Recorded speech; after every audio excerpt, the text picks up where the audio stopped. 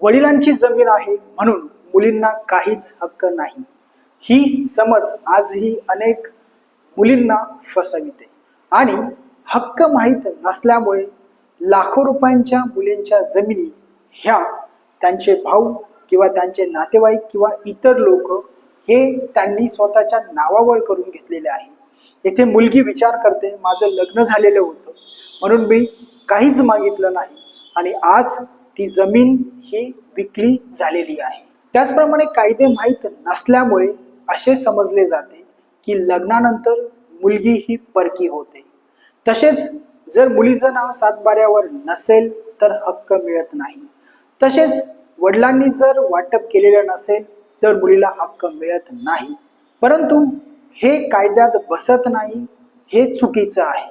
कारण हिंदू कायद्यानुसार भावाप्रमाणेच मुलीला देखील जन्मतः प्रॉपर्टीमध्ये हक्क असतो व आहे। याचे उदाहरण तुम्हाला देतो। जर समजा वडील मयत झाले, वडिलांच्या नावावर प्रॉपर्टी आहे, तर यामध्ये वडिलांना मुलगा तसेच वडिलांची मुलगी आणि वडिलांची पत्नी यांना समान हक्क हा राहतो।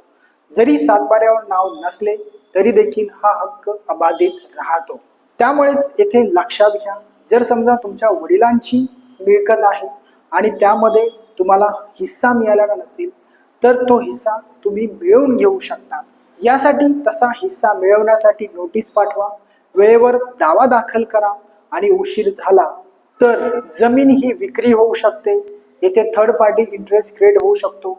तशी केस कोर्टामध्ये लांबू शकते। त्यामुळेच वडील मयत झाल्यानंतर वारस दाखला काढा, तसेच सातबाऱ्यावर नाव येण्यासाठी अर्ज दाखल करा, वाटपासाठी तशी नोटीस पाठवा आणि नोटीस पाठवून जर उत्तर मिळत नसेल तर कोर्टामध्ये वाटपाचा दावा दाखल करा। आणि विशेष म्हणजे तुमच्यावर जर अन्याय झालेला असेल तर घरात भांडण नको म्हणून गप्प बसू नका।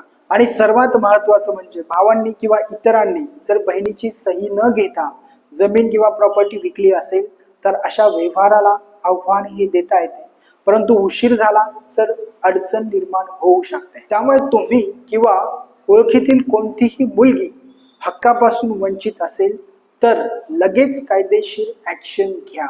तसेच हा व्हिडिओ प्रत्येक ग्रुपमध्ये पाठवा, जेणेकरून इतरांना देखील ही माहिती मिळेल व त्यांना कायदेशीर मदत होईल। तसेच अशाच नवनवीन कायदेशीर माहितीसाठी चॅनलला फॉलो करायला विसरू नका।